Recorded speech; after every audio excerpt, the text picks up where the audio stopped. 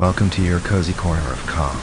Here, you'll find gentle stories and the soothing sound of rain, created to help you unwind, ease your thoughts, and drift peacefully into sleep. If this space brings you comfort, consider subscribing so you'll always have a quiet place to return to. Now, make yourself comfortable, close your eyes, and let tonight's story carry you gently into rest. There was 3 of us. I mean, if you count Arthur. We split up to avoid attracting attention. Ingdahl just came in over the big bridge, but I had Arthur with me, so I had to come the long way around. When I registered at the desk, I said I was from Chicago. You know how it is. If you say you're from Philadelphia, it's like saying you're from St. Louis or Detroit. I mean, nobody lives in Philadelphia anymore. Shows how things changed. A couple years ago, Philadelphia was all the fashion, but not now, and I wanted to make a good impression. I even tipped the bellboy $150. I said, "Do me a favor, I've got my baggage booby-trapped." "Natch," he said, only mildly impressed by the bill and a half, even less impressed by me. I mean, really booby-trapped. Not just a burglar alarm. Besides the alarm, there's a little surprise on a short fuse. So what I want you to do, if you hear the alarm go off, is come running, right?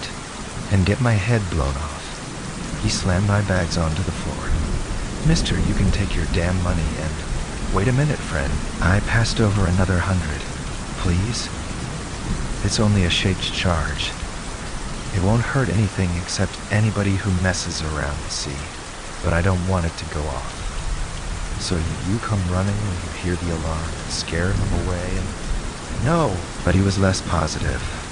I gave him 200 more, and he said grudgingly, "All right, if I hear it, say, what's in there that's worth all of that trouble?" "Papers," I lied. He leered. "Sure.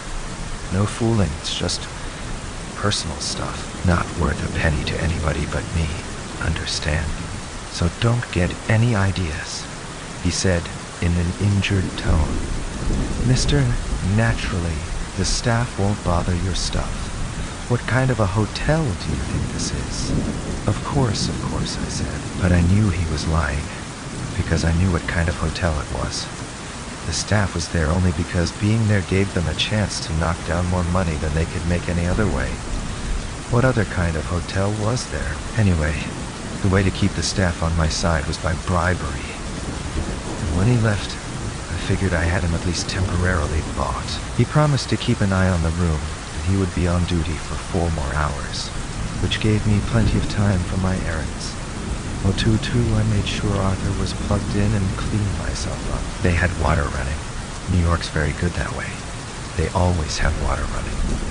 It was even hot, or nearly hot. I let the shower splash over me for a while, because there was a lot of dust and dirt from the Bronx that I had to get off me. The way it looked, hardly anybody had been up that way since it happened. I dried myself, got dressed, and looked out the window. We were fairly high up, 15th floor. I could see the Hudson and the big bridge up north of us. There was a huge cloud of smoke coming from somewhere near the bridge on the other side of the river. But outside of that, everything looked normal. You would have thought there were people in all those houses. Even the streets looked pretty good, until you noticed that hardly any of the cars were moving. I opened the little bag and loaded my pockets with enough money to run my errands. At the door, I stopped and called over my shoulder to Arthur. "Don't worry if I'm gone an hour or so. I'll be back." I didn't wait for an answer. That would have been pointless under the circumstances. After Philadelphia, this place seemed to be bustling with activity. There were 4 or 5 people in the lobby and a couple of dozen more out in the street. I tarried at the desk for several reasons. In the first place, I was expecting Vern Ingdahl to try to contact me, and I didn't want him messing with the luggage. Not while Arthur might get nervous. So I told the desk clerk that in case anybody came inquiring for Mr. Schlepper, which was the name I was using, my real name being Sam Dunlap, he was to be told that on no account was he to go to my room to wait in the lobby, and in any case I would be back in an hour. Sure, said the desk clerk, holding out his hand. Well, 3, I crossed it with paper. One other thing, I said. I need to buy an electric typewriter and some other stuff. Where can I get them? PX, he said promptly. PX? What used to be Macy's, he explained. You go out that door and turn right. It's only about a block. You'll see the sign. Thanks. That cost me $100 more, but it was worth it. After all, money wasn't a problem. Not when we had just come from Philadelphia. The big sign read PX, but it wasn't big enough to hide an older sign underneath that said Macy's. I looked it over from across the street. Somebody had organized it pretty well. I had to admire them. I mean, I don't like New York. Wouldn't live there if you gave me the place. But it showed sort of go-getting spirit. It was no easy job getting a full staff together to run a department store operation, when any city the size of New York must have a couple thousand stores. You know what I mean? It's like running a hotel or anything else. How are you going to get people to work for you when they can just as easily walk down the street, find a vacant store, and set up their own operation? But Macy's was fully manned.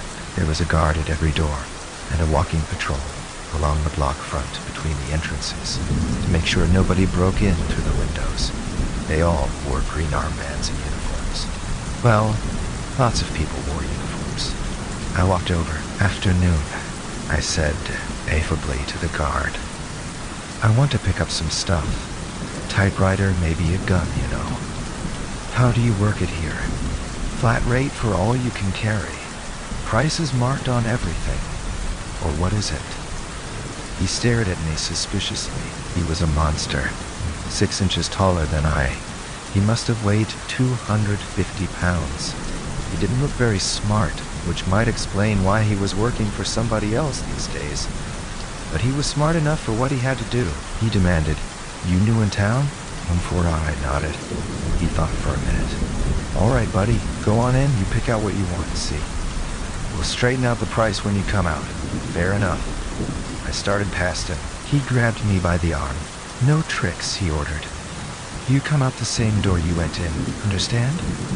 "Sure," I said. If that's the way you want it, that figured. One way or another, either they got a commission, or, like everybody else, they lived on what they could knock down. I filed that for further consideration. Inside, the store smelled pretty bad. It wasn't just rot, though there was plenty of that. It was musty and stale and old. It was dark, or nearly. About 1 light in 20 was turned on, in order to conserve power. Naturally, the escalators and so on weren't running at all. I passed a counter with pencils and ballpoint pens in a case. Most of them were gone. Somebody hadn't bothered to go around and back and had simply knocked a glass out. But I found one that worked, and an old order pad to write on. Over by the elevators, there was a store directory. So I went over and checked it, making a list of the departments worth visiting. Office supplies would be the typewriter. Garden and home was a good bet. Maybe I could find a little wheelbarrow to save carrying the typewriter in my arms. What I wanted was one of the big ones where all the keys are solenoid operated instead of the cam and roller arrangement.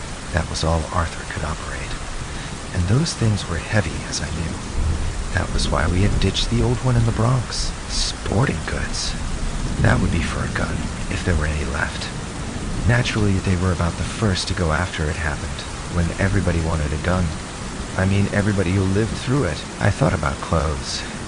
It was pretty hot in New York, and decided I might as well take a look. Typewriter, clothes, gun, wheelbarrow. I made one more note on the pad. Try the tobacco counter, but I didn't have much hope for that. They had used cigarettes for currency around this area for a while, until they got enough bank vaults open to supply big bills. It made cigarettes scarce. I turned away and noticed for the first time that one of the elevators was stopped on the main floor. The doors were closed, but they were glass doors, and although there wasn't any light inside, I could see the elevator was full. There must have been 30 or 40 people in the car when it happened. She 5 out had been thinking that if nothing else, these New Yorkers were pretty neat. I mean, if you don't count the Bronx. But here were 30 or 40 skeletons that nobody had even bothered to clear away. You call that neat? Right in plain view on the ground floor, where everybody who came into the place would be sure to go. I mean, if it had been on one of the upper floors, what difference would it have made? I began to wish we were out of the city. But naturally, that would have to wait until we finished what we came here to do. Otherwise, what was the point of coming all the way here in the first place? The tobacco counter was bare. I got the wheelbarrow easily enough. There were plenty of those, all sizes. I picked out a nice light red and yellow one with rubber-tired wheel. I rolled it over to Sporting Goods on the same floor, but that didn't work out too well. I found a 30-30 with telescopic sights, only there weren't any cartridges to fit it, or anything else. I took the gun anyway. Ingdahl would probably have some extra ammunition. Men's clothing was a waste of time, too. I guess these New Yorkers were too lazy to do laundry, but I found the typewriter I wanted. I put the whole load into the wheelbarrow, along with a couple of odds and ends that caught my eye as I passed through housewares. And I bumped as gently as I could down the shallow steps of the motionless escalator to the ground floor. I came down the back way, and that was a mistake. It led me right past the food department. Well, I don't have to tell you what that was like, with all the exploded cans and the rats as big as poodles, but I found some cologne and soaked a handkerchief in it. And with that over my nose, and some fast footwork for the rats, I managed to get to one of the doors. It wasn't the one I had come in, but that was all right. I sized up the guard. He looked smart enough for a little bargaining, but not too smart. And if I didn't like his price, I could always remember that I was supposed to go out the other door. 6, I said. When he turned around, I said rapidly, "Listen, this isn't the way I came in, but if you want to do business, it'll be the way I come out." He thought for a second, and then he smiled craftily and said, "All right, come on." Well, we haggled. The gun was the big thing. He wanted 5,000 for that, and he wouldn't come down. The wheelbarrow he was willing to let go for 500. And the typewriter, he scowled at the typewriter as though it were contagious. "What do you want that for?" he asked suspiciously. I shrugged. "Well," he scratched his head. 1,000. I shook my head. 500? I kept on shaking. All right, he grumbled. "Look, you take the other things for 6,000, including what you got in your pockets that you don't think I know about, see? And I'll throw this in. How about it?" That was fine as far as I was concerned, but just on principle I pushed him a little further. "Forget it," I said. "I'll give you 50 bills for the lot. Take it or leave it. Otherwise, I'll walk right down the street to Gimbel's." And he guffawed. "What's the matter?" I demanded. "Pal," he said, "you kill me. Stranger in town, hey? Can't go any place but here. Why not? Account of there ain't any place else. See, the chief here don't like competition, so we don't have to worry about anybody taking their trade elsewhere, like we burned all the other places down." That explained a couple of things. I counted out the money, loaded the stuff back in the wheelbarrow, and headed for the Statler. But all the time I was counting and loading, I was talking to Big Brainless. And by the time I was actually on the way, I knew a little more about this chief. And that was kind of important, because he was the man we were going to have to know very well. Ducked. I locked the door of the hotel room. Arthur was peeping out of the suitcase at me. I said, "I'm back. I got your typewriter." He waved his eye at me. I took out the little kit of electrician's tools I carried, tipped the typewriter on its back, and began sorting out leads. I cut them free from the keyboard, soldered on a ground wire, and began taping the leads to the strands of a yard of 40-ply multiplex cable. It was a slow and dull job. I didn't have to worry about which solenoid lead went to which strand. Arthur could sort them out. But all the same, it took an hour, pretty near, and I was getting hungry by the time I got the last connection tape. I shifted the typewriter so that both Arthur and I could see it, rolled in a sheet of paper, and hooked a cable to Arthur's receptors. Nothing happened. "Oh," I said. "Excuse me, Arthur. I forgot to plug it in. I found a wall socket. The typewriter began to hum, and then it started to rattle and type. Dura ak buku RQWA zakibi. It stopped. Come on, Arthur, I ordered impatiently. Sort them out, will you? Laboriously it typed. Then, for a time, there was a clacking and thumping as he typed random letters, peeping out of the suitcase to see what he had typed, until the sheet I had put in was used up. I replaced it and waited, as patiently as I could, smoking one of the last of my cigarettes. After 15 minutes or so, he had the hang of it pretty well. He typed, "You damn KXX damn fool, WXEX, why did you leak NXEX, leave me alone?" QQO, Arthur, I said. Use your head, will you? I couldn't carry that old typewriter of yours all the way down from the Bronx. It was getting pretty beat up. Anyway, I've only got 2 hands. Hey, you louse, it rattled. Are you trying to insult me because I don't have any QQ? Arthur, I said, shocked. You know better than that. The typewriter slammed its carriage back and forth ferociously a couple of times. Then he said, "All right, Sam. You know you've got me by the throat, so you can do anything you want to with me. Who cares about my feelings anyhow? Please don't take that attitude," I coaxed. "Well, please?" He capitulated. "All right, say heard anything from Engdahl. QQ, no I. Isn't that just like him, QQ? Can't depend on that man. He was the lousiest electrician's mate on the Sea Sprite. And he isn't much better now. Say, Sam, remember when we had to get him out of the jug in Newport News because I settled back and relaxed? I might as well. That was the trouble with getting Arthur a new typewriter after a couple of days without one. He had so much garrulity stored up in his little brain, and the only person to spill it on was me. Apparently, I fell asleep. Well, I must have, because I woke up. I had been dreaming I was on guard post outside the yard at Portsmouth, and it was night, and I looked up, and there was something up there, all silvery and bad. It was a missile, and that was silly, because you never see a missile. But this was a dream, and the thing burst, like a Roman candle flaring out, all sorts of comet trails of light, and then the whole sky was full of bright and colored snow, little tiny flakes of light coming down, a mist of light, radiation dropping like dew, and it was so pretty, and I took a deep breath, and my lungs burned out like slow fire, and I coughed myself to death with the explosions of the missile banging against my flaming ears. Well, it was a dream. It probably wasn't like that at all, and if it had been, I wasn't there to see it, because I was tucked away safe under 120 fathoms of Atlantic water. All of us were on the Sea Sprite. All of us were on the Sea Sprite. 9. But it was a bad dream, and it bothered me, even when I woke up and found that the banging explosions of the missile were the noise of Arthur's typewriter carriage, crashing furiously back and forth. He peeped out of the suitcase and saw that I was awake. He demanded, "How can you fall asleep when we're in a place like this, QQ?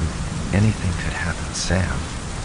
I know you don't care what happens to me, but for your own sake you shouldn't." "Oh, dry up," I said, being awake. I remembered that I was hungry. There was still no sign of Engdahl or the others, but that wasn't too surprising. They hadn't known exactly when we would arrive. I wished I had thought to bring some food back to the room. It looked like long waiting, and I wouldn't want to leave Arthur alone again. After all, he was partly right. I thought of the telephone. On the off chance that it might work, I picked it up. Amazing, the voice from the desk answered.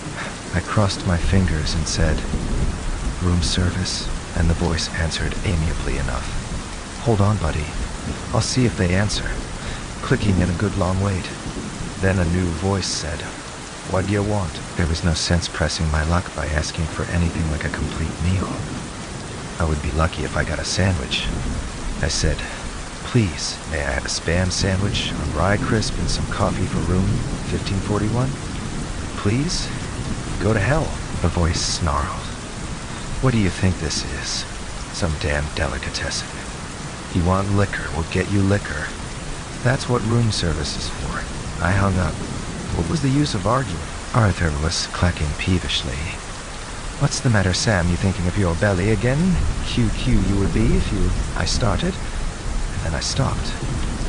Arthur's feelings were delicate enough already. I mean, suppose that all you had left of what you were born with was a brain and a kind of sardine can. Wouldn't you be sensitive? Well, Arthur was more sensitive than you would be. Believe me. Believe me? Of course. It was his own foolish fault. I mean, you don't get a prosthetic tank unless you die by accident, or something like that. Because if it's disease, they usually can't save even the brain. At 10, the phone rang again. 10, the phone rang again. It was the desk clerk. Say, did you get what you wanted? He asked chummily. No. Oh, too bad, he said, but cheerfully. Listen, buddy, I forgot to tell you before. That Miss Engdahl you were expecting, she's on her way out. I dropped the phone onto the cradle. Arthur! I yelled. Keep quiet for a while. Trouble. He clacked once, and the typewriter shut itself off. I jumped for the door of the bathroom, cursing the fact that I didn't have cartridges for the gun. Still, empty or not, it would have to do. I ducked behind the bathroom door, in the shadows covering the hall door, because there were two things wrong with what the desk clerk had told me. Bernd Engdahl wasn't a miss to begin with. And whatever name he used when he came to call on me, it wouldn't be Vern Engdahl. There was a knock on the door. I called, "Come in!" The door opened, and the girl who called herself Vern Engdahl came in slowly, looking around. I stayed quiet and out of sight until she was all the way in. She didn't seem to be armed. There wasn't anyone with her. I stepped out, holding the gun on her. Her eyes opened wide, and she seemed about to turn. "Hold it. Come on in, you." "Close the door." She did. She looked as though she were expecting me. I looked her over. Medium pretty. Not very tall, not very plump, not very old. I'd have guessed 20 or so, but that's not my line of work. She could have been almost any age from 17 on. The typewriter switched itself on and began to pound agitatedly. I crossed over toward her and paused to peer at what Arthur was yakking about. "Search her, you damn fool. Maybe she's got a gun I ordered." "Shut up, Arthur. I'm going to search her." "You, turn around." She shrugged and turned around, her hands in the air. Over her shoulder, she said, "You're taking this all wrong, Sam. I came here to make a deal with you. 11, sure you did. But her knowing my name was a blow, too. I mean, what was the use of all that sneaking around if people in New York were going to know we were here?" I walked up close behind her and patted what there was to pat. There didn't seem to be a gun. "You tickle," she complained. I took her pocketbook away from her and went through it. No gun. A lot of money? An awful lot of money. I mean, it must have been $200,000 or $300,000. There was nothing with a name on it in the pocketbook. She said, "Can I put my hands down, Sam?" "In a minute." I thought for a second and then decided to do it. You know, I just couldn't afford to take chances. I cleared my throat and ordered, "Take off your clothes." Her head jerked around and she stared at me. "What? Take them off." "You heard me. Now wait a minute." She began dangerously. I said, "Do what I tell you. Here?" "How do I know you haven't got a knife tucked away?" She clenched her teeth. "Why, you dirty little man. What do you think?" Then she shrugged. She looked at me with contempt and said, "All right. What's the difference?" Well, there was a considerable difference. She began to unzip and unbutton and wriggle. And pretty soon she was standing there in her underwear, looking at me as though I were a two-headed worm. It was interesting, but kind of embarrassing. I could see Arthur's eye stalk waving excitedly out of the open suitcase. I picked up her skirt and blouse and shook them. I could feel myself blushing, and there didn't seem to be anything in them. I growled. "Okay, I guess that's enough. You can put your clothes back on now." "Gee, thanks," she said. "Oh, 12. She looked at me thoughtfully, and then shook her head as if she'd never seen anything like me before, and never hoped to again. Without another word, She began to get back into her clothes. I had to admire her poise. She was perfectly calm about the whole thing. You'd have thought she was used to taking her clothes off in front of strange men. Well, for that matter, maybe she was. But it wasn't any of my business. Arthur was clacking distractedly, but I didn't pay any attention to it. I demanded, "All right, now who are you, and what do you want?" She pulled up a stocking and said, "You couldn't have asked me that in the first place, could you? I'm Vernon M. Cut it out." She stared at me. I was only going to say, "I'm Vern Engdahl's partner. We've got a little business deal cooking, and I wanted to talk to you about this proposition." Arthur squawked, "What's Engdahl up to now, QQ, Sam? I'm warning you. I don't like the look of this. This woman and Engdahl are probably double-crossing us." I said, "All right, Arthur, relax. I'm taking care of things. Now start over. You. What's your name?" She finished putting on her shoe and stood up. "Amy? Last name?" She shrugged and fished in her purse for a cigarette. "What does it matter? Mind if I sit down?" "Go ahead," I rumbled. "But don't stop talking." "Oh," she said. "We've got plenty of time to straighten things out." She lit the cigarette and walked over to the chair by the window. On the way, she gave the luggage a good long look. Arthur's eye stalk cowered back into the suitcase as she came close. She winked at me, grinned, bent down, and peered inside. "My," she said, "he's a nice, shiny one, isn't he? He's a nice, shiny one, isn't Tirtine?" The typewriter began to clatter frantically. I didn't even bother to look. I told him, "Arthur, if you can't keep quiet, you have to expect people to know you're there." She sat down and crossed her legs.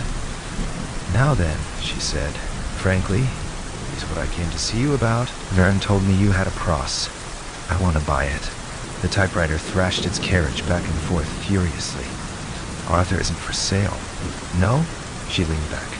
"Vern's already sold me his interest, you know, and you don't really have any choice. You see, I'm in charge of material procurement for the Major. If you want to sell your share, fine. If you don't, why, we requisition it anyhow. Do you follow?" I was getting irritated at Vern Engdahl for whatever the hell he thought he was doing, but at her because she was handy. I shook my head. $50,000? I mean, for your interest. No. 75? No. Oh, come on now. 100,000? It wasn't going to make any impression on her, but I tried to explain. "Arthur's a friend of mine. He isn't for sale." She shook her head. "What's the matter with you? Engdahl wasn't like this. He sold his interest for 40,000 and was glad to get it." Clatter, clatter, clatter from Arthur. I didn't blame him for having hurt feelings that time. Amy said with discouraged tone, "Why can't people be reasonable? The Major doesn't like it when people aren't reasonable." I lowered the gun and cleared my throat. "He doesn't?" I asked, cluing her. I wanted to hear more about this Major, who seemed to have the city pretty well under his thumb. "No, he doesn't." She shook her head sorrowfully. She said in an accusing voice, "You out-of-towners don't know what it's like to try to run a city the size of New York. There are 15,000 people here, do you know that? It isn't one of your hick towns, and it's worry. Worry, worry all the time, trying to keep things going." "I bet," I said sympathetically, "you're, pretty close to the Major?" She said stiffly, "I'm not married to him, if that's what you mean, though I've had my chances. But you see how it is, 15,000 people to run a place the size of New York. It's 40 men to operate the power station, and 25 on the PX, and 30 on the hotel here. And then there are the local groceries, and the Army, and the Coast Guard, and the Air Force. Oh, really? That's only 2 men. And, well, you get the picture." "I certainly do." "Look, what kind of a guy is the Major?" She shrugged. "A guy? I mean, what does he like?" "Women, mostly," she said, her expression clouded. "Come on now, what about it?" I stalled. "What do you want Arthur for?" She gave me a disgusted look.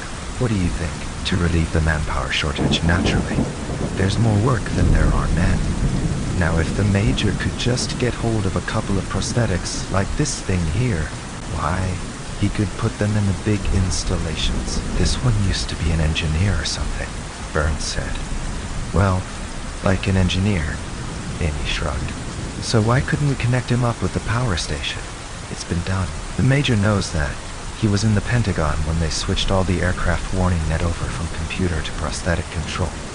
So why couldn't we do the same thing with our power station and release 40 men for other assignments? This thing could work day, night, Sundays. What's the difference when you're just a brain in a sardine can? Clatter, rattle, bang.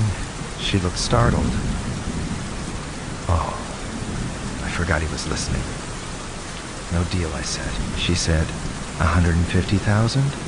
$150,000. I considered that for a while. Arthur clattered warningly. Well, I temporized. I'd have to be sure he was getting into good hands.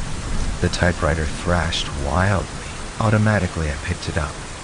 It was covered with imprecations, self-pity, and threats. And started to put a new one in. No, I said. Bending over the typewriter, I guess I couldn't sell it. It just wouldn't be right. That was my mistake.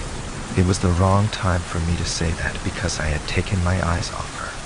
The room bent over and clouded me. I half turned, not more than a fraction conscious, and I saw this Amy girl behind me, with the shoe still in her hand, raised to give me another blackjacking on the skull. The shoe came down, and it must have weighed more than it looked, and even the fractional bit of consciousness went crashing away.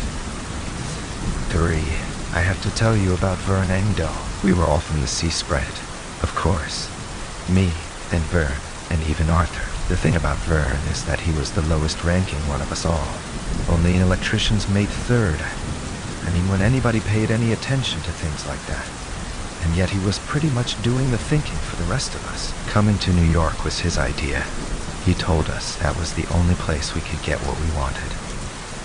Well, as long as we were carrying Arthur along with us, we pretty much needed Vern, because he was the one who knew how to keep the lash up going. You've got no idea what kind of pumps and plumbing go into a prosthetic tank until you've seen one opened up.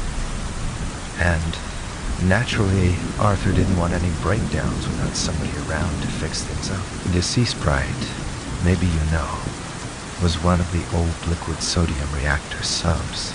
Too slow for combat duty, but as big as a barn, so they made it a hospital ship. We were cruising deep when the missiles hit, and of course when we came up, there wasn't much for a hospital ship to do. I mean, there isn't any sense fooling around with anybody who's taken a good deep breath of fallout. So we went back to Newport News to see what had happened, and we found out what had happened. And there wasn't anything much to do except pay off the crew and let them go. But us three stuck together. Why not? It wasn't as if we had any families to go back to anymore. Vern just loved all this stuff. He'd been an Eagle Scout. Maybe that had something to do with it. And he showed us how to boil drinking water and forage in the woods and all like that. Because nobody in his right mind wanted to go near any kind of a town until the cold weather set in, anyway. And it was always Vern telling us what to do, ironing out our troubles. It worked out, except that there was this one thing. Vern had bright ideas, but he didn't always tell us what they were. So I wasn't so very surprised when I came to. I mean, there I was, tied up, with this girl Amy standing over me, holding the gun like a club. Evidently, she'd found out that there weren't any cartridges. And in a couple of minutes, there was a knock on the door, and she yelled, "Come in!" And in came Vern. And the man who was with him had to be somebody important, because there were 8 or 10 other men crowding in close behind. I didn't need to look at the Oakleys on his shoulders to realize that here was the chief, the fellow who ran this town, the major. It was just the kind of thing Vern would do. Don't inside. Turns it. with a look on his face that made strange officers wonder why this poor persecuted man had been forced to spend so much time in the brig. "Now, Major, I'm sure we can straighten all this out. Would you mind leaving me alone with my friend here for a moment?" The Major teetered on his heels, thinking. He was a tall, youngish bald type, with a long, worried, horse-like face. He said, "Ah, do you think we should?" "I guarantee there'll be no trouble, Major," Vern promised. The Major pulled at his little mustache. "Very well," he said. "Amy, you come along. We'll be right here, Major," Vern said reassuringly, escorting him to the door. "You bet you will," said the Major, and tittered. "Ah, bring that gun along with you, Amy, and be sure this man knows that we have bullets." They closed the door. Arthur had been cowering in his suitcase, but now his eye stalk peeped out, and the rattling and clattering from that typewriter sounded like the Battle of the Bulge. I demanded, "Come on, Vern. What's this all about?" Vern said, "How much did they offer you?" Clatter, bang, bang. I peeked, and Arthur was saying, "Warned you, Sam, that Engdahl was up to tricks. Please, Sam, please. Please hit him on the head. Knock him out. He must have a gun, so get it and shoot our way out of here. $150,000. I said. Vern looked outraged. I only got 40. Arthur clattered. "Vern, I appeal to your common decency. We're old shipmates." Vern remember all the times I still. Vern mused. "It's all common funds anyway, right? Arthur belongs to both of us. I don't repeat, don't belong to anybody but me, that's true," I said grudgingly. "But I carried him, remember." "Sam, what's the matter with you?" "QQ, I don't like the expression on your face. Listen, Sam, you weren't 18, Vern said. 150,000, remember? Thinking of selling, and of course we couldn't get out of here. Vern pointed out, they've got us surrounded. Me to these rats. QQ, Sam, Vern, please don't scare me, I said, pointing to the fluttering paper in the rattling machine. "You're worrying our friend." Vern shrugged impatiently. "I knew I shouldn't have trusted you," Arthur wept. "That's all I mean to you, Vern said. Well, Sam, let's take the cash and get this thing over with. After all, you will all have the best of treatment." It was a little like selling your sister into white slavery, but what else was there to do? Besides, I kind of trusted Vern. "All right," I said. What Arthur said nearly scorched the paper. Vern helped pack Arthur up for moving. I mean, it was just a matter of pulling the plugs out and making sure he had a fresh battery. But Vern wanted to supervise it himself, because one of the little things Vern had up his sleeve was that he had found a spot for himself on the Major's payroll. He was now the official prosthetic human maintenance department chief. The Major said to me, "Ah, Dunlap, what sort of experience have you had?" "Experience in the Navy. Your friend Engdahl suggested you might want to join us here." "Oh, I see what you mean." I shook my head. "Nothing that would do you any good, I'm afraid. I was a yeoman." "Yeoman? Like a company clerk," I explained. "I mean, I kept records and cut orders and made out reports and all like that." "Company clerk."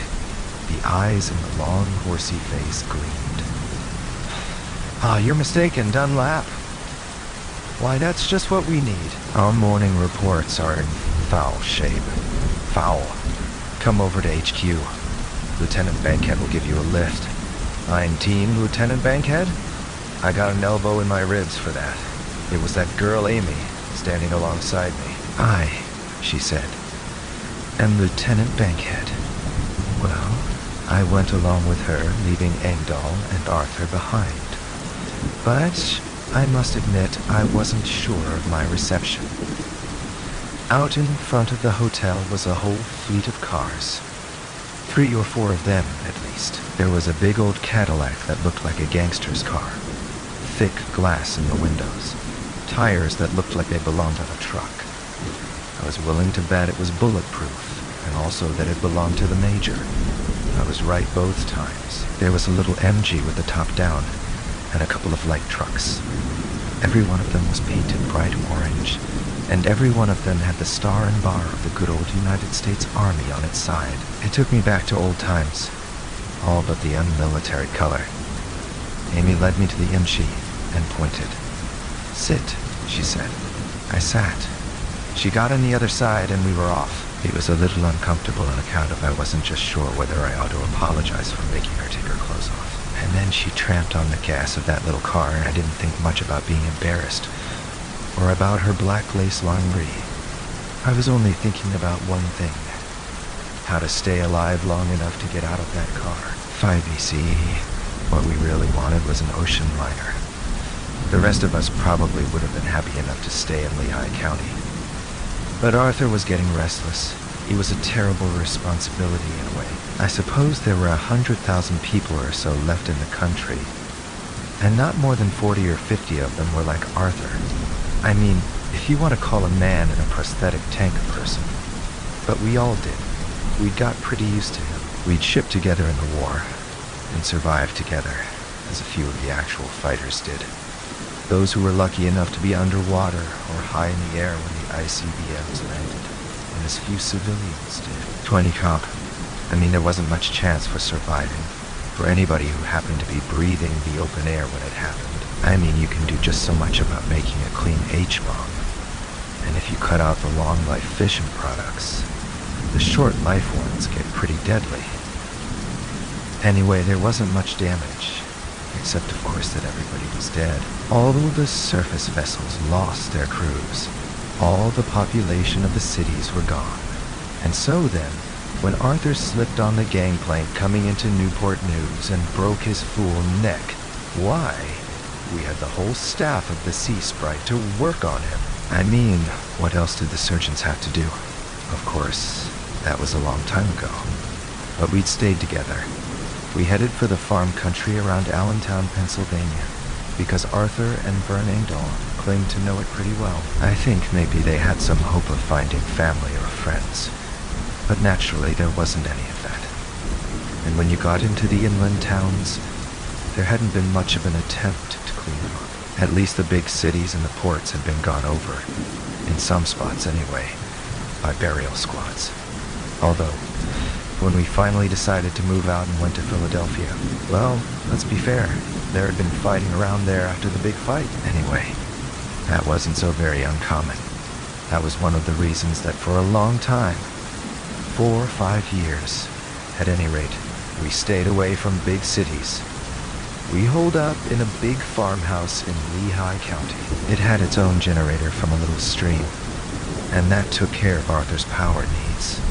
And the previous occupants had been just crazy about stashing away food. There was enough to last a century, and that took care of the two of us. We appreciated that. We even took the old folks out and gave them a decent burial. I mean, they'd all been in the family car, so we just had to tow it to a gravel pit and push it in. 21. The place had its own well, with an electric pump and a hot water system. Oh, it was nice. I was sorry to leave, but frankly, Arthur was driving us nuts. We never could make the television work. Maybe there weren't any stations near enough. But we pulled in a couple of radio stations pretty well, and Arthur got a big charge out of listening to them. See? He could hear 4 or 5 at a time, and I suppose that made him feel better than the rest of us. He heard that the big cities were cleaned up and every one of them seemed to want immigrants. They were pleading all the time. Like the TV set and vacuum cleaner people used to in the old days. They guaranteed we'd like it if we only came to live in Philly or Richmond or Baltimore or wherever.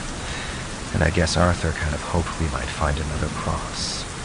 And then, well, Engdahl came up with this idea of an ocean liner. It figured. I mean, you get out in the middle of the ocean, and what's the difference what it's like on land? And it especially appealed to Arthur, because he wanted to do some surface sailing he never had when he was real. I mean, when he had arms and legs like anybody else. He'd gone right into the undersea service the minute he got out of school. And, well, Sailing was what Arthur knew something about, and I suppose even a prosthetic man wants to feel useful. It was like Amy said, he could be hooked up to an automated factory, or to a ship, HQ for the Major's temporary military government. That's what the sign said, was on the 91st floor of the Empire State Building. And right there that tells you something about the man. I mean, you know how much power it takes to run those elevators all the way up to the top. But the Major must have liked being able to look down on everybody else. 22, Amy Bankhead conducted me to his office and sat me down to wait for His Military Excellency to arrive. She filled me in on him, to some degree. He'd been an absolute nothing before the war, but he had a reserve commission in the Air Force. And when things began to look sticky, they'd called him up and put him in a missile master control point, underground somewhere up around Ossining. He was the duty officer when it happened, and naturally he hadn't noticed anything like an enemy aircraft. And naturally the anti-missile missiles were still rusting their racks all around the city. But since the place had been operating on sealed ventilation, the duty complement could stay there until the short half-life radioisotopes wore themselves out. And then the Major found out that he was not only in charge of the 14 men and women of his division at the center, he was ranking United States military establishment officer farther than the eye could see. So he beat it, fast as he could, for New York. Because what Army officer doesn't dream about being stationed in New York? And he set up his temporary military government, and that was 9 years ago. If there hadn't been plenty to go around, I don't suppose he would have lasted a week. None of these city chiefs would have. But as things were, he was in on the ground floor, and as newcomers trickled into the city, his boys already had things nicely organized. It was a soft touch. Well, we were about a week getting settled in New York, and things were looking pretty good. Vern calmed me down by pointing out that, after all, we had to sell Arthur, and hadn't we come out of it plenty, okay? And we had. There was no doubt about it. Not only did we have a fat price for Arthur, which was useful because there were a lot of things we would have to buy, but we both had jobs working for the Major. 23 Hearn was his specialist in the care and feeding of Arthur, and I was his chief of office routine. And as such, I delighted his fussy little soul, because by adding what I remembered of Navy protocol to what he was able to teach me of Army routine, we came up with as snarled a mass of red tape as any field-grade officer in the whole history of all armed forces had been able to accumulate. Oh, I tell you, nobody sneezed in New York without a report being made out in triplicate, with 8 endorsements. Of course, there wasn't anybody to send them to, but that didn't stop the Major, he said with determination. Nobody's ever going to chew me out for non-compliance with regulations, even if I have to invent the regulations myself. We set up in a bachelor apartment on Central Park South. The Major had the penthouse. The whole building had been converted to barracks, and the first chance we got, Vern snaffled some transportation, and we set out to find an ocean liner. See, the thing was that an ocean liner isn't easy to steal. I mean, we'd scouted out the lay of the land before we ever entered the city itself. There were plenty of liners, but there wasn't one that looked like we could just jump in and sail it away. For that, we needed an organization. Since we didn't have one, the best thing to do was borrow the Major's. Vern turned up with Amy Bankhead's MG, and he also turned up with Amy. I'd say I was displeased, because I was beginning to like the girl. But did you ever try to ride 3 people in the seats of an MG? Well, the way to do it is by having one passenger sit in the other passenger's lap, which would have been all right except that Amy insisted on driving. We headed downtown and over to the west side, the Major's topographical section. One former billboard artist had prepared road maps with little red ink X marking the streets that were blocked, which was most of the streets. But we charted a course that would take us where we wanted to go. 34th Street was open, and so was 5th Avenue all of its length. So we scooted down 5th, crossed over, got on the elevated highway and whined along uptown toward the 50s. "There's one," cried Amy, pointing. 24. I was on Vern's lap, so I was making the notes. It was a fruit company combination freighter-passenger vessel. I looked at Vern, and Vern shrugged as best he could, so I wrote it down. But it wasn't exactly what we wanted. No, not by a long shot. Still, the thing to do was to survey our resources, and then we could pick the one we liked best. We went all the way up to the end of the big ship docks, and then turned and came back down, all the way to the battery. It wasn't pleasure driving exactly. Half a dozen times we had to get out the map and detour around impenetrable jams of stalled and empty cars. Or anyway, if they weren't exactly empty, the people in them were no longer in shape to get out of our way. But we made it. We counted 16 ships in dock that looked as though they might do for our purposes. We had to rule out the newer ones and the reconverting jobs. I mean, after all, U-235 just lasts so long, and you can steam around the world on a walnut shell of it, or whatever it is, but you can't store it. So we had to stick with the ships that were powered with conventional fuel, and on consideration only oil and that. But that left 16, as I say. Some of them, though, had suffered visibly from being left untended for nearly a decade, so that for our purposes, they might as well have been abandoned in the middle of the Atlantic.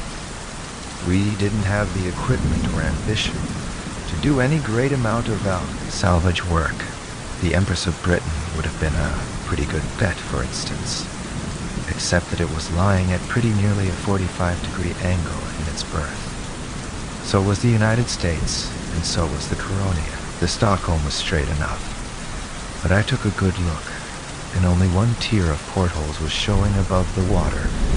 Evidently it had settled nice and even, but it was on the bottom all the same. Well, that mud sucks with a fine, tight grip, and we weren't going to try to loosen it. All in all, 11 of the 16 ships were out of commission, just from what we could see driving by. We stood by the MG, while Amy sprawled her legs over the side and waited for us to make up our minds. "Not good, Sam," said Vern, looking worried. I said, "Well, that still leaves 5. There's the Vulcania, the Cristobal, too small." "All right, the Manhattan, the Liberté, and the Queen Elizabeth." Amy looked up, her eyes gleaming. "Where's the question?" she demanded. "Naturally, it's the Queen." I tried to explain. "Please, Amy, leave these things to us, will you? The Major won't settle for anything but the best." The Major. I glanced at Vern, who wouldn't meet my eyes. "Well," I said, "look at the problems, Amy. First, we have to check it over. Maybe it's been burned out. How do we know? Maybe the channel isn't even deep enough to float it anymore. How do we know? Where are we going to get the oil for it?" "We'll get the oil," Amy said cheerfully. "And what if the channel isn't deep enough? She'll float," Amy promised. "At high tide, anyway. Even if the channel hasn't been dredged in 10 years. I shrugged and gave up. What was the use of arguing? We drove back to the Queen Elizabeth, and I had to admit that there was a certain attraction about that big old dowager. We all got out and strolled down the pier, looking over as much as we could see. The pier had never been cleaned out. It bothered me a little. I don't like skeletons much, but Amy didn't seem to mind. The Queen must have just docked when it happened, because you could still see bony queues, as though they were waiting for customs inspection. Some of the bags had been opened and the contents scattered around. Naturally, somebody was bound to think of looting the Queen, but there were as many that hadn't been touched as that had been opened, and the whole thing had the look of an amateur attempt. And that was all to the good, because the fewer persons who had boarded the Queen in the decade since it happened, the more chance of our finding it in usable shape. 26, Amy saw a gangplank still up, and with cries of girlish glee ran aboard. I plucked at Vern's sleeve.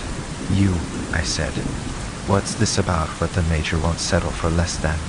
He said, "Aw, Sam, I had to tell her something, didn't I? But what about the Major? He said patiently. You don't understand. You don't understand. It's all part of my plan, see? Major is the big thing here, and he's got a birthday coming up next month. Well, the way I put it to Amy, we'll fix him up with a yacht as a birthday present, see? And, of course, when it's all fixed up and ready to lift anchor, I said doubtfully. That's the hard way, Vern. Why couldn't we just sort of get steam up and take off? He shook his head. That is the hard way. This way we get all the help and supplies we need. Understand?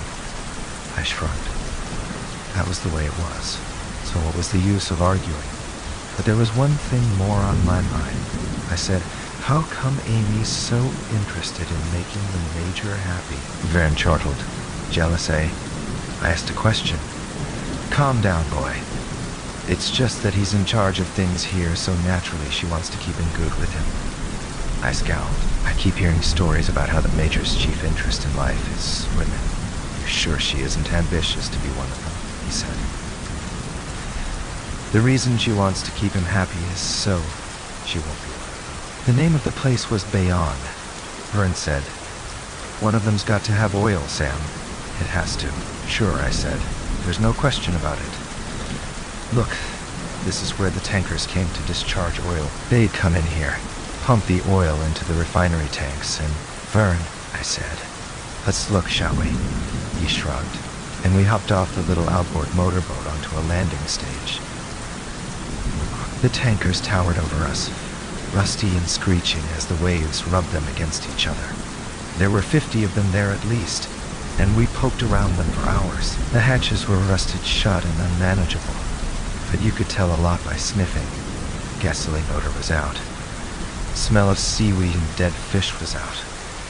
But the heavy, rank smell of fuel oil, that was what we were sniffing for. Crews had been aboard these ships when the missiles came, and crews were still aboard. Beyond the two-part superstructures of the tankers, the skyline of New York was visible. I looked up, sweating, and saw the Empire State Building and imagined Amy up there, looking out toward us. She knew we were here. It was her idea. She had scrounged up a naval engineer, or what she called a naval engineer. He had once been a stoker on a ferry boat, but he claimed he knew what he was talking about when he said the only thing the Queen needed to make her go was oil. And so we left him aboard to tinker and polish, with a couple of helpers Amy detached from the police force, and we tackled the oil problem. Which meant Bayonne, which was where we were. It had to be a tanker with at least a fair portion of its cargo intact, because the Queen was a thirsty creature, drinking fuel not by the shot or gallon, but by the ton. Sam Dunlap. I looked up, startled. 5 ships away, across the U of the mooring. Vern Ingdahl was bellowing at me through cupped hands. I found it. He shouted, "Oil, lots of oil. Come look." I clasped my hands over my head and looked around. It was a long way around to the tanker Vern was on, hopping from deck to deck, detouring around open stretches. "Jody ain't out," I shouted. "I'll get the boat." He waved and climbed up on the rail of the ship, his feet dangling over, looking supremely happy and pleased with himself. He lit a cigarette, leaned back against the upward sweep of the rail, and waited. It took me a little time to get back to the boat, and a little more time than that to get the damn motor started. "Vern, let's not take that lousy little 12 horsepower, Sam," he'd said reasonably. "The 25's more what we need." And maybe it was, but none of the motors had been started in most of a decade. And the 25 was just that much harder to start now. I struggled over it, swearing for 20 minutes or more. The tanker by whose side we had tied up began to swing toward me as the tide changed outgoing. For a moment there, I was counting seconds, expecting to have to make a jump for it before the big red steel flank squeezed the little outboard flat against the piles. But I got it started, just about in time. I squeezed out of the trap with not much more than a yard to spare and threaded my way into open water. There was a large, threatening sound, like an enormous slow cough. I rounded the stern of the last tanker between me and open water, and looked into the eye of a fire-breathing dragon. Vern and his cigarettes. The tanker was loose and ablaze, bearing down on me with the slow drift of the ebbing tide. From the hatches on the forward deck, two fountains of fire spurted up and out, like enormous nostrils spouting flame. The hawsers had been burned through. The ship was adrift. I was in its path, and so was the frantically splashing figure of Vern Engdahl, trying desperately to swim out of the way in the water before it. 29. What kept it from blowing up in our faces, I will never know. Unless it was the pressure in the tanks forcing the flame out, but it didn't. Not just then. Not until I had Engdahl aboard, and we were out in the middle of the Hudson, staring back. And then it went up all right, all at once, like a missile or a volcano. And there had been 50 tankers in that one mooring, but there weren't any anymore, or not in shape for us to use. I looked at Engdahl. He said defensively, "Honest, Sam, I thought it was oil. It smelled like oil. How was I to know?" "Shut up," I said. He shrugged, injured. "But it's all right, Sam. No fooling." "Sam? No fool?" "There are plenty of other tankers around. Plenty. Down toward the Amboys, maybe moored out in the channel. There must be. We'll find them." "No," I said. "You will." And that was all I said, because I am forgiving by nature, but I thought a great deal more. Surprisingly, though, he did find a tanker with a full load the very next day. It became a question of getting the tanker to the Queen. I left that part up to Vern, since he claimed to be able to handle it. It took him 2 weeks. First it was finding the tanker, then it was locating a tug in shape to move. Then it was finding someone to pilot the tug. And then it was waiting for a clear and windless day. Because the pilot he found had got all his experience sailing starboats on Long Island Sound. And then it was easing the tanker out of Newark Bay, into the channel, down to the pier in the North Bay River. Oh, it was work and no fooling. I enjoyed it very much, because I didn't have to do it. But I had enough to keep me busy at that. I found a man who claimed he used to be a radio engineer, and if he was an engineer, I was Albert Einstein's mother. But at least he knew which end of a soldering iron was hot. There was no need for any great skill, since there weren't going to be very many vessels to communicate with. Things began to move.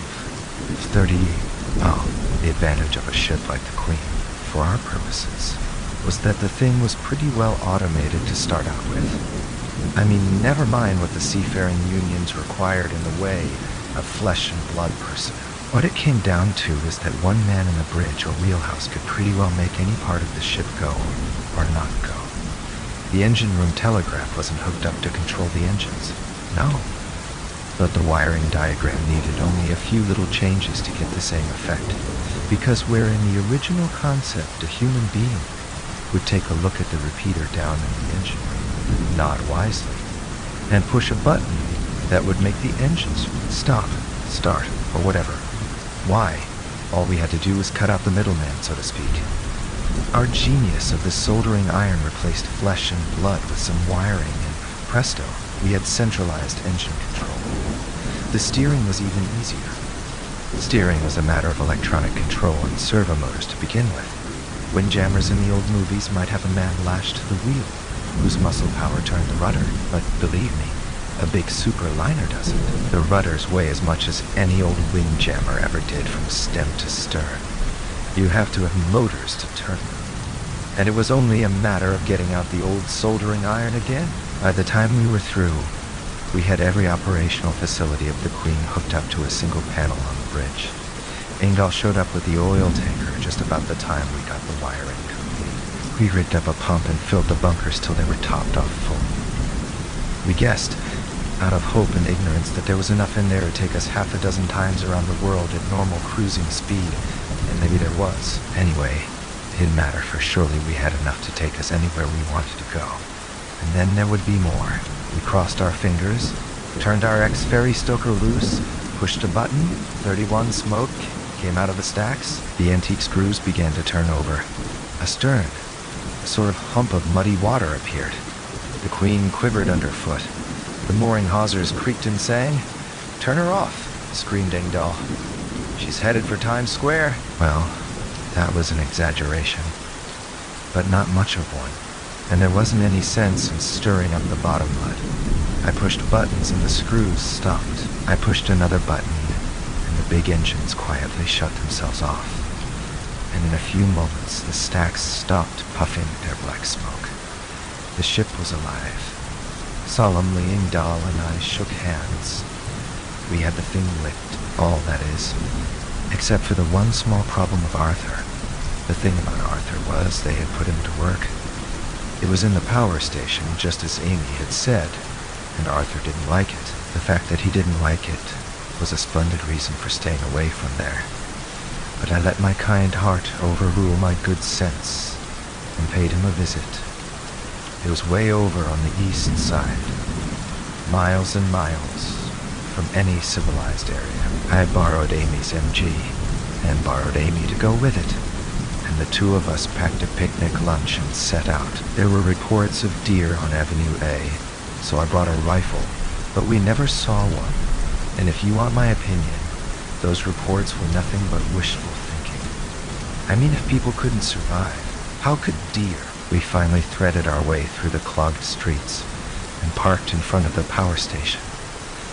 "There's supposed to be a guard," Amy said doubtfully.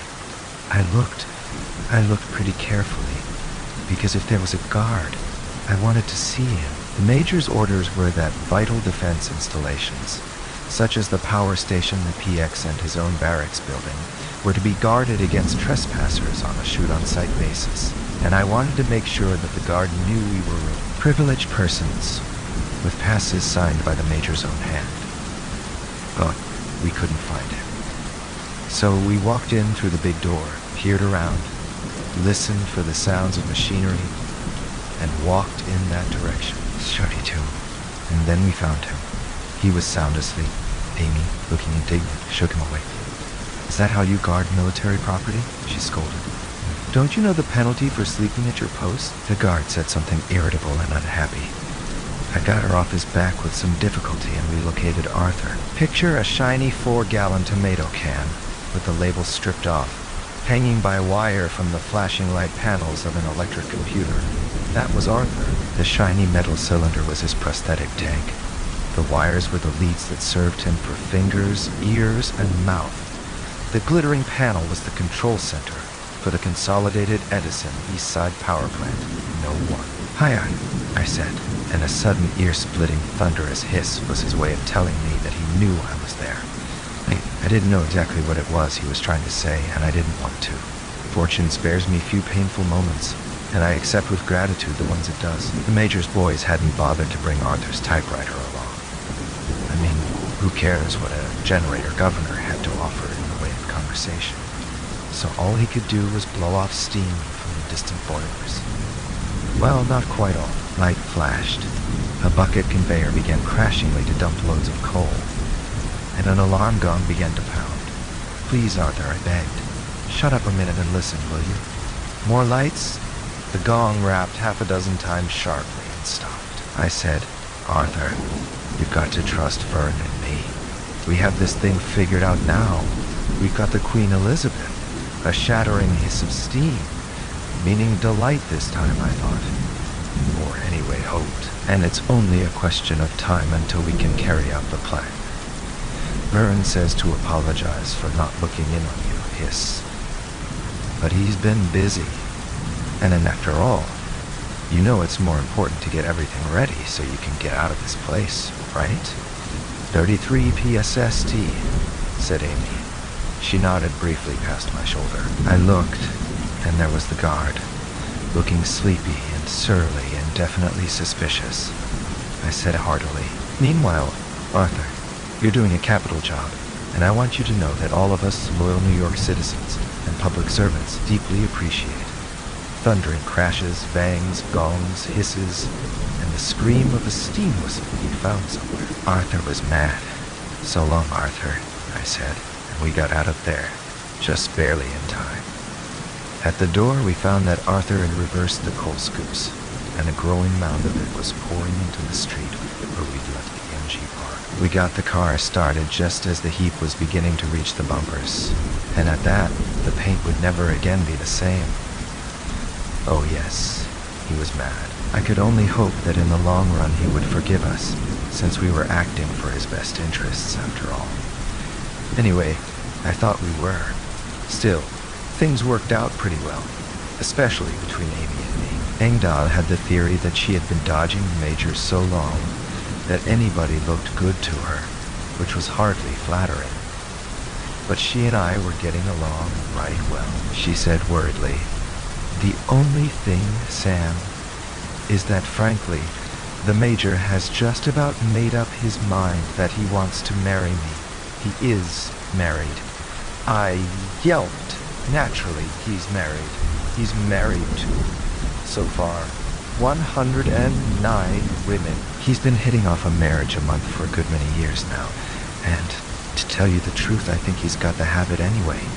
He's got his eye on me. I demanded jealously. Has he said anything? 34. She picked a sheet of onion skin paper out of her bag and handed it to me. It was marked top secret, and it really was, because it hadn't gone through his regular office. I knew that because I was his regular office. It was only 2 lines of text, and sloppily typed at that. Lieutenant Amy Bankhead will report to HQ at 1700 hours, 1 July, to carry out orders of the commanding officer. The 1st of July was only a week away. I handed the orders back to her, and the orders of the commanding officer will be, "I wanted to know." She nodded. "You guessed it." I said, "We'll have to work fast." On the 30th of June, we invited the Major to come aboard his palatial new yacht. "Ah, thank you," he said gratefully. "A surprise? For my birthday?" "Ah, you loyal members of my command. Make up for all that I've lost. All of it." He nearly wept. I said, "Sir, the pleasure is all ours," and backed out of his presence. What's more, I meant every word. It was a select party of slightly over 100. All of the wives were there, barring 20 or 30 who were in disfavor. Still, that left over 80. The Major brought half a dozen of his favorite officers. His bodyguard and our crew added up to a total of 30 men. We were set up to feed 150 and to provide liquor for twice that many. So it looked like a nice, friendly brawl. I mean, we had our radio operator handing out highballs as the guests stepped on board. The Major was touched and delighted. It was exactly the kind of party he liked. He came up the gangplank with his face one great beaming smile. "Eat, drink, drink!" he cried. "Ah, and be merry." He stretched out his hands to Amy, standing by behind the radio. "For tomorrow we wed," he added, and sentimentally kissed his proposed bride. "Oh, I'm 35, I cleared my throat. How about inspecting the ship, Major?" I interrupted. "Plenty of time for that, my boy," he said. "Plenty of time for that." But he let go of Amy and looked around him. Well, it was worth looking at. Those Englishmen really knew how to build a luxury liner. God rest them, the girls began roaming around. It was a hot day and late afternoon, and the girls began discarding jackets and boleros. And that began to annoy the Major. "Ah, cover up there," he ordered one of his wives. "You two there, what's your name? Put that blouse back on." It gave him something to think about. He was a very jealous man, Amy had said. And when you stop to think about it, a jealous man with 109 wives to be jealous of really has a job. Anyway, he was busy watching his wives and keeping his military cabinet and his bodyguard busy too. And that made him too busy to notice when I tipped the high sign to Vern and took off. They see, in Consolidated Edison's big power plant. The guard was friendly. "I hear the Major's over on your boat, pal. Big doings. Got a lot of the girls there, hey?" He bent, sniggering, to look at my pass. "That's right, pal," I said, and slugged him. Arthur screamed at me with a shrill blast of steam as I came in, but only once. I wasn't there for conversation. I began ripping apart his comfy little home of steel braces and copper wires. And it didn't take much more than a minute before I had him free. And that was very fortunate because, although I had tied up the guard, I hadn't done it very well. And it was just about the time I had Arthur's steel case tucked under my arm that I heard a yelling and bellowing from down the stairs. The guard had got free. Bound 36. Keep calm, Arthur, I ordered sharply. We'll get out of this, don't you worry. But he wasn't worried, or anyway didn't show it, since he couldn't. I was the one who was worried. I was up on the second floor of the plant, in the control center, with only one stairway going down that I knew about, and that one thoroughly guarded by a man with a grudge against me. I had Arthur, and no weapon. And I hadn't a doubt in the world that there were other guards around, and that my friend would have them after me before long. Problem. I took a deep breath and swallowed and considered jumping out the window, but it wasn't far enough to the ground. Feet pounded up the stairs, more than two of them. With Arthur dragging me down on one side, I hurried, fast as I could, along the steel galleries that surrounded the biggest boiler. It was a nice choice of alternatives. If I stayed quiet, they would find me. If I ran, they would hear me and then find me. But ahead there was, what? Something. A flight of stairs, it looked like, going out and, yes, up. I was already on the second floor. Hey, you, somebody bellowed from behind me. I didn't stop to consider. I ran. It wasn't steps. Not exactly. It was a chain of coal scoops on a long derrick arm, a moving bucket arrangement for unloading fuel from barges. It did go up, though. More important, it went out. The bucket arm was stretched across the clogged roadway below to a loading tower that hung over the water. If I could get there, I might be able to get down. If I could get down... Yes, I could see it. There were 3 or 4 mahogany motor launches tied to the foot of the tower. Nobody around. I looked over my shoulder and didn't like what I saw, and scuttled up that chain of enormous buckets like a roach on a washboard. One hand for me and one hand for Arthur. Wa 37, thank heaven. I had a good lead on my pursuers. I needed it. I was on the bucket chain while they were still almost a city block behind me. Along the galleries, I was halfway across the roadway, afraid to look down before they reached the butt end of the chain. Clash, clatter, clank! The bucket under me jerked and clattered and nearly threw me to the street. One of those jokers had turned on the conveyor. It was a good trick, all right, but not quite in time. I made a flying jump and I was on the tower. I didn't stop to thumb my nose at them, but I thought of it. I was down those steel steps, breathing like a spouting whale.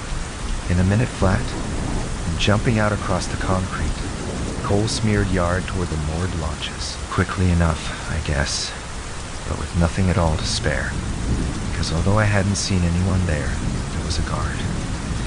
He popped out of a doorway, blinking foolishly, and overhead the guards at the conveyor belt were screaming at him. It took him a second to figure out what was going on, and by that time I was in a launch, cast off the rope, kicked it free, and fumbled for the starting button.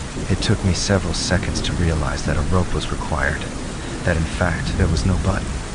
And by then I was floating yards away, but the pudgy, pop-eyed guard was also in a launch, and he didn't have to fumble. He knew. He got his motor started a fraction of a second before me, and there he was, coming at me, set to ram, or so it looked. I wrenched at the wheel and brought the boat hard over, but he swerved too, at the last moment, and brought up something that looked a little like a spear and a little like a sickle and turned out to be a boat hook. I ducked just in time. It sizzled over my head as he swung and crashed against the windshield. Hunks of safety glass splashed out over the forward deck. But better that than my head. Both hooks, hey? I had a both hook too. If he didn't have another weapon, I was perfectly willing to play. I had been sitting and taking it long enough, and I was very much attracted by the idea of fighting back. The guard recovered his balance, swore at me, fought the wheel around and came back. Mother he ate woe. We both curved out toward the center of the East River in intersecting arcs. We closed. He swung first. I ducked, and from a crouch, while he was off balance, I caught him in the shoulder with the hook. He made a mighty splash. I throttled down the motor long enough to see that he was still conscious. "Touché, Buster," I said, and set course for the return trip down around the foot of Manhattan, back toward the Queen. It took a while, but that was all right. It gave everybody a nice long time to get plastered. I sneaked aboard, carrying Arthur, and turned him over to Vern. Then I rejoined the Major. He was making an inspection tour of the ship, what he called an inspection, after his fashion. He peered into the engine rooms and said, he stared at the generators that were turning over and nodded when I explained we needed them for power for lights and everything and said, "Ah, of course." He opened a couple of stateroom doors at random and said, "Ah, nice." And he went up on the flying bridge with me and such of his officers as still could walk and said, "Ah." Then he said in a totally different tone, "What the devil's the matter over there?" He was staring east through the muggy haze. I saw right away what it was that was bothering him. Easy, because I knew where to look. The power plant way over on the east side was billowing smoke. Where's Vern Engdahl? That gadget of his isn't working right. You mean Arthur? I mean that. Brain in a bottle. It's Engdahl's responsibility, you know. Vern came up out of the wheelhouse and cleared his throat. "Major," he said earnestly, "I think there's some trouble over there. Maybe you ought to go look for yourself." 39 trouble? I hear there've been power failures, Vern said lamely. "Don't you think you ought to inspect it? I mean, just in case there's something serious?" The Major stared at him frostily, and then his mood changed. He took a drink from the glass in his hand, quickly finishing it off. "Ah," he said, "hell with it. Why spoil a good party? If there are going to be power failures, why, let them be. That's my motto." Vern and I looked at each other. He shrugged slightly, meaning, well, we tried. And I shrugged slightly, meaning, what did you expect? And then he glanced upward, meaning, take a look at what's there. But I didn't really have to look because I heard what it was. In fact, I've been hearing it for some time. It was the Major's entire Air Force, 2 helicopters, swirling around us at an average altitude of 100 feet or so, showed up right against the gathering clouds overhead. And I looked at them with considerable interest, partly because I considered it an even money bet that one of them would be playing crumple fender with our stacks, partly because I had an idea that they were not there solely for show.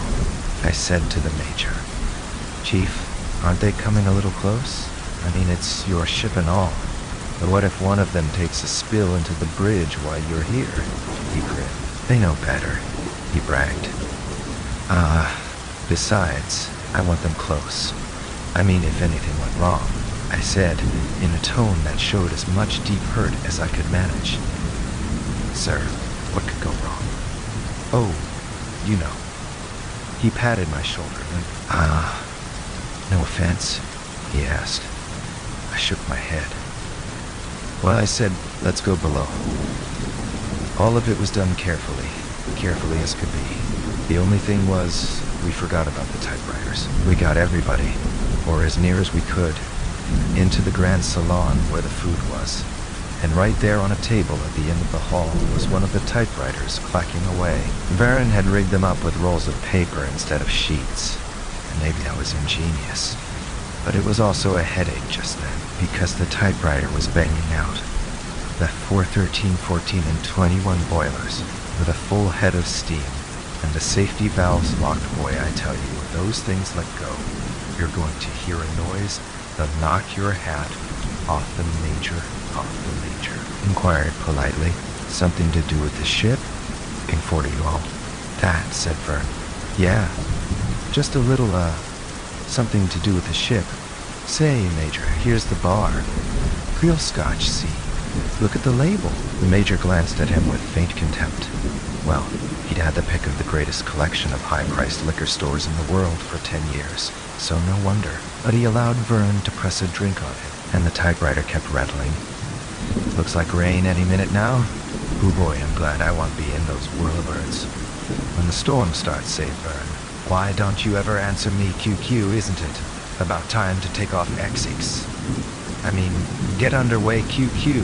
Some of the clerks, typists, domestic personnel, and others. That was the way they were listed on the TO. It was only coincidence that the major had married them all. We're staring at the typewriter. Drinks, Vern called nervously. Come on, girls, drinks. The major poured himself a stiff shot and asked, what is that thing? A teletype or something.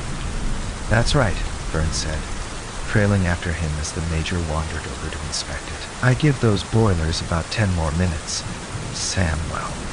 What about a QQ ready to shove off QQ, the major said, frowning faintly. Ah, that reminds me of something. Now what is it? More scotch, Vern cried. Major, a little more scotch? The major ignored him, scowling. One of the clerks, typist, said, Honey, you know what it is? It's like that cross you had, remember? It was on our wedding night, and you just got it. You kept asking it to tell you limericks. The major snapped his fingers. Knew I'd get it, he glowed. Then abruptly he scowled again and turned to face Vern and me. Say, he began. I said weakly, boilers. 41, the major stared at me, then glanced out the window. What boilers? He demanded. It's just a thunderstorm. Been building up all day. Now what about this? Is that thing? But Vern was paying him no attention. Thunderstorm, he yelled. Arthur, you listening? Are the helicopters gone? Yes, Yeezys, then shove off, Arthur. Shove off! The typewriter rattled and slammed madly. The major yelled angrily. Now listen to me, you. I'm asking you a question. But we didn't have to answer. Because there was a thrumming and a throbbing underfoot. And then one of the clerks, typists, screamed. The dock, she pointed at a porthole.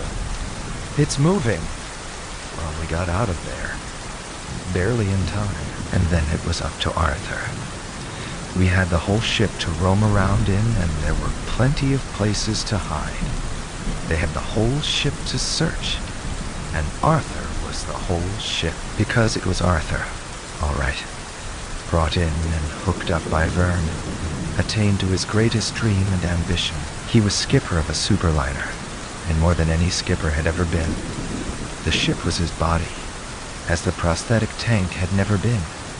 The keel his belly, the screws his feet, the engines his heart and lungs, and every moving part that could be, hooked into central control his many, many hands. Search for us. They were lucky they could move at all.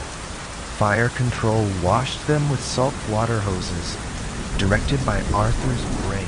Watertight doors, proof against sinking, locked them away from us at Arthur's whim.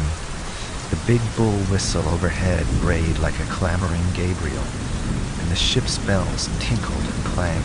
Arthur backed that enormous ship out of its berth like a racing skull on the Schuylkill.